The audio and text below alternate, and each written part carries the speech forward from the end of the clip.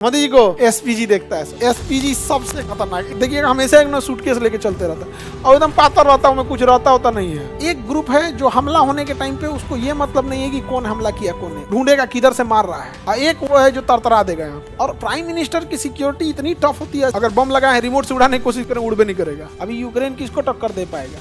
पहले अपन सीधा तो ऐसा ऐसा बैल है सब ना, कहीं को चल आता है सब ना, हिया मारने चल आता है सब। किसी देश के प्रधानमंत्री पर हमला उस देश पर हमला होता है।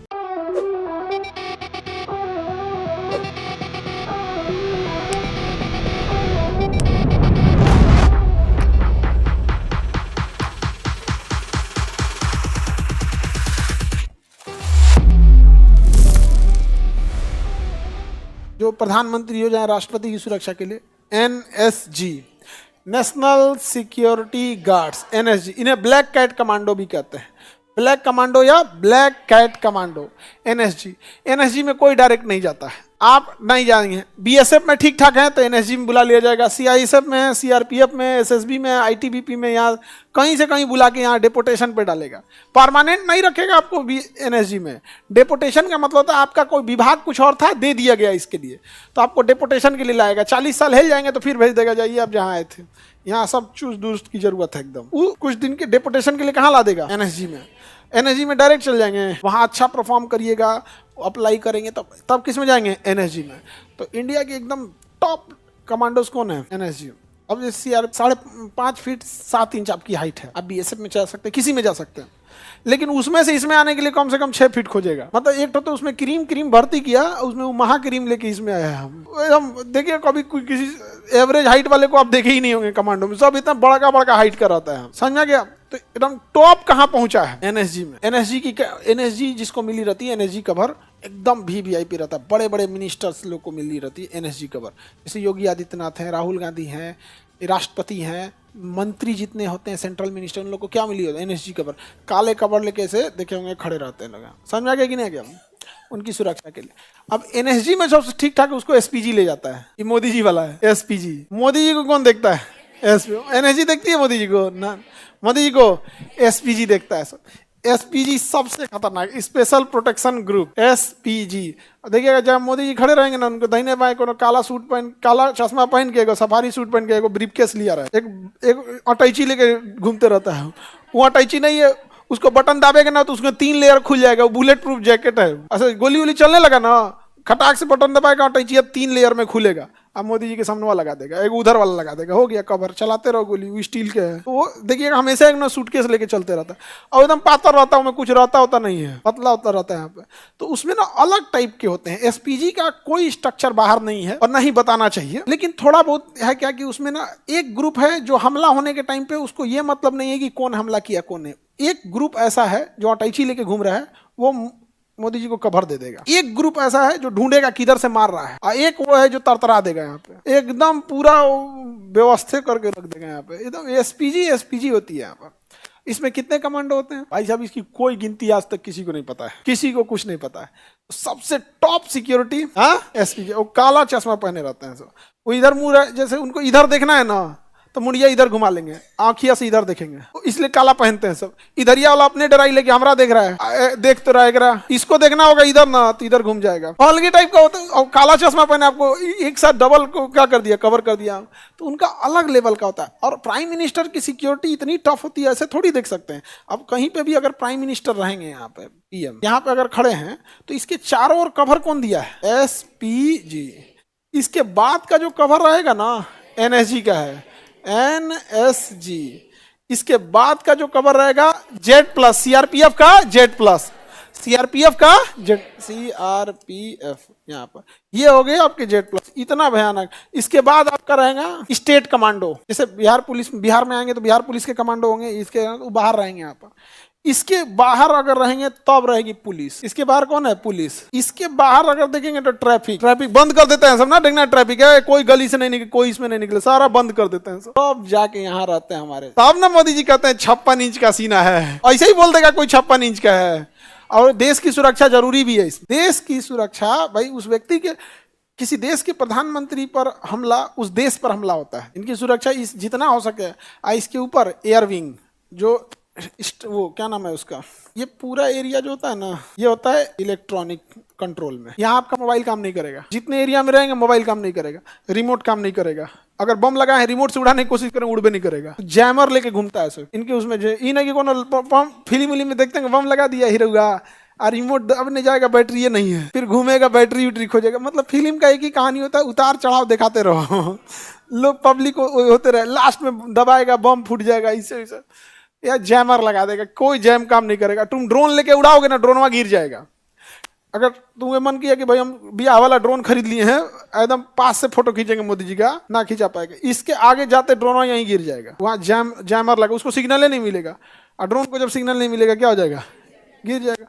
कोई मोबाइल वोबाइल उस एरिया में कुछ भी काम करने वाला नहीं। ये वीडियो कॉल पे दिखाए मोदी जी भाषण दे रहे हैं, काम ही नहीं कर रहा है, नेटवर्क नहीं काम करेगा। आगे बढ़े। अच्छा, मीडिया वाले लोग का उनका अपना वो लेके घूमते हैं लोग, देखना ना उसको, एक टीवी टाइप का होता है, उस पर सेटअप लेके उनका पूरा सिस्टम लेके चलते रहते हैं लोग, तो उनका उस फ्रीक्वेंसी से वो होता है वहाँ पे उनका। और सारे मीडिया वाले थोड़े घूम रहे होते हैं, ANI वगैरह को लेके चलते हैं कि कोनो मुंह में माइक लगा देगा ये लोग के मुंह थोड़ी है होता है। ANI हो गया, PTI हो गया, INS हो गया, ये हो गया 18 नेटवर्क हो गया अपना। बेसिकली ANI ले लिया तो ANI सबको नहीं होता है, मोदी जी आएंगे तो उनके साथ एक ANI का वो आता है। ANI है बड़का चीज, कहीं पे देखिएगा जो भी बड़का होगा ना तो कोई ANI का कभी पत्रकार आपको नहीं दिख सकता है, का रूल है। कभी भी ANI इंटरव्यू लेगी ना तो देखिएगा सामने से कोई सवाल पूछ रहा होगा और ANI का माइक लगा होगा, और पत्रकार नहीं दिखेगा। वो न्यूज एजेंसी है, पत्रकार नहीं है। चाहे PTI हो गया, वो चेहरा उनका नहीं दिख सकता है। आजकल तो थोड़ा सा मीडिया में भी क्या है, थोड़ा सा ट्रेनिंग लेने की जरूरत है। बिना ट्रेनिंग का लेने के बाद क्या है, खुद की क्रेडिबिलिटी घटने लगती है। अब ऐसा नहीं है कि लोहा का पाइप खरीद लिया सवाल पूछ दिए लोहा का पाइप खरीद लिए बाकरगंज से, यहाँ पटना में है ना बाकरगंज, लोहा का पाइप लगा दिया, ऐसे नहीं होता है। उसके लिए भी है क्या कि थोड़ा सा कैसे सवाल पूछना है, कब नहीं, पहले से तैयारी होना चाहिए। सामने बैठ के पूछता है, अच्छा फलानी ने बोला आपका क्या कहना है, ये क्या मतलब भाई, हमारा क्या कहना है, तो तुम्हारा क्या काम है आगे बढ़े। तो सबसे टॉप लेवल की सिक्योरिटी SPG केवल किसे मिलेगी, हाँ केवल PM को मिलेगी। ना सबको NSG। राष्ट्रपति को कौन कुछ बोलने जाएगा जी, करते कौन चाहिए वो, हाँ राष्ट्रपति करते क्या है, खाली भी दिन भर साइने करते करते परेशान हो जाते हैं। हाँ आगे बढ़ जाए, किसी को दिक्कत। सबसे पुराना ANI कहाँ मिलेगा भाई, ANI छोट मोट मामले में भी नहीं करेगा। ANI, PTI, INS, BBC, CNN सब छोट मोट में जाएगी, सब ही नहीं। ये थोड़े है कि केकरो में लगा दिया माइक, इन लोग का मतलब ये CNN तो और अमेरिका सब दहला देगा, उसमें दे दिए तो उसका अलग है। BBC भी ठीक है, BBC का पूरा ऑल ग्लोबल कवर करता है। अगर BBC इंग्लिश उठा लिया तो ग्लोबल लेके चला जाएगा। सबका अलग अलग है। एक दिन वो फ्रांस वाला आया था, उसका यूरोप में है तगड़ा पकड़, बीच में फिर आया था एक ब्रिटेन से। रेजिमेंट ग्रुप एक तरह का होता है फौज में, कोई जरूरी नहीं कि कम्युनिटी पे हो। जैसे सिख रेजिमेंट है ना, तो सिख होते हैं उसमें यहाँ पे, लेकिन इसका कोई जरूरी नहीं कि हर जाति का हो। अंग्रेजों ने बनाया था उसे। अब अलग अलग डिपार्टमेंट में कुछ कॉन्फिडेंशियल है, कुछ ये है, क्योंकि आर्मी हर चीज तो अपना करेगी नहीं, लेकिन 12-13 ऐसे अलग है। लेकिन जो आप जाति के नाम पे पूछ रहे हैं ना, जैसे सिख रेजिमेंट है, मराठा रेजिमेंट है, सिख लाइट इन्फेंट्री है, तो ये बिहार रेजिमेंट है। तो ये जो बैठिए जो जातियों के नाम पे रेजिमेंट है ना, ये अंग्रेजों के टाइम पे चलते आ रहे थे। तो सेना का कहना है कि भाई हम इसे बंद नहीं करेंगे।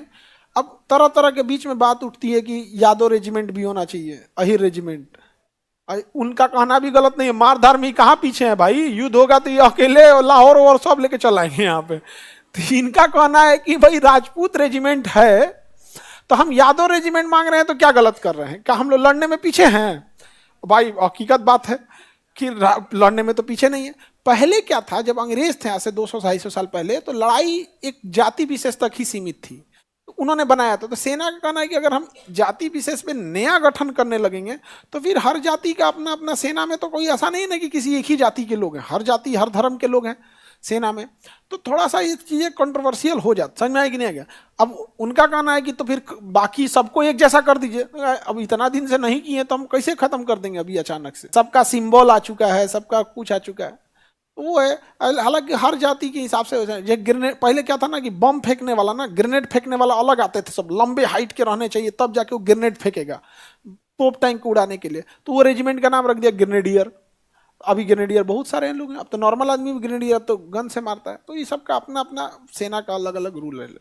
ये समझ में आ गया? किसी को इसमें प्रॉब्लम? ऐसा नहीं बैल है सब ना, कहीं को चल आता है सब ना, हिया मारने चल आता है सब, एक ट्रैफिक वाला मार के भगा देगा, जाता है कहाँ मारने, एकदम मतलब युद्ध हो सकता। अगर किसी बड़े देश के पीएम पे हमला हो गया ना, और अगर हमला बाहर से हुआ ना, तो तृतीय विश्व युद्ध की चिंगारी हो जाएगी। प्रथम विश्व युद्ध याद कीजिए, यही कारण था, ऑस्ट्रिया के राजकुमार फर्डिनेंड की हत्या सेरेजोव में कर दी गई थी, और प्रथम विश्व युद्ध हो गया था। और अगर ऐसा हुआ ना, तो तृतीय विश्व युद्ध कौन देश बर्दाश्त करेगा जी? कभी नहीं कोई बर्दाश्त करने वाला है। इसलिए इतनी सिक्योरिटी रखनी भी जरूरी है। कई बार क्या होता है ना कि जो जासूस होते हैं सब ना, ये युद्ध करवा देते हैं सब। अब जैसे मान के चलिए कोई जासूस है और चाइना का जासूस है, वो भारत को कमजोर करना चाहेगा, पाकिस्तान के किसी पीएम पे हमला करा देगा, और जो हथियार का यूज करेगा वो इंडियन होगा, जिसे गोली चलाने के लिए पैसा देगा उसका कहीं ना कहीं इंडिया से कनेक्शन दिखा देगा, जो चलाएगा उसके जेब में इंडिया का पैसा रख देगा, इंडिया का सिम रख देगा। क्या जाता है उसको, इंडियन भले नहीं है लेकिन चलाया, पासपोर्ट रख दिया इंडिया का, सिम रख दिया इंडिया का। और जासूस होते हैं उसका अरबों खरबों रुपया होता है। इंडिया में किसी को 2 करोड़ देगा, धाए दे उसका फर्जी आधार कार्ड बना देगा। 2 करोड़ में तो उसको भारत का विधायक घोषित कर देगा उसको, फर्जी आधार कार्ड। तो एक जासूस के लिए बजट कोई मायने नहीं रखता है, जितना खर्चा कर, तो वो जो चलाएगा उसके पास एक इंडिया का आधार कार्ड घोषित कर देगा, पासबुक बना देगा। बैंक में, अब प्राइवेट बैंक में जाके कहिएगा हमको 1 करोड़ रुपया जमा करना है, तो कहेगा आधार कार्ड बाद में दीजिएगा। खोल यार खोल, पैसा वालों का प्राइवेट में बड़ी इज्जत है।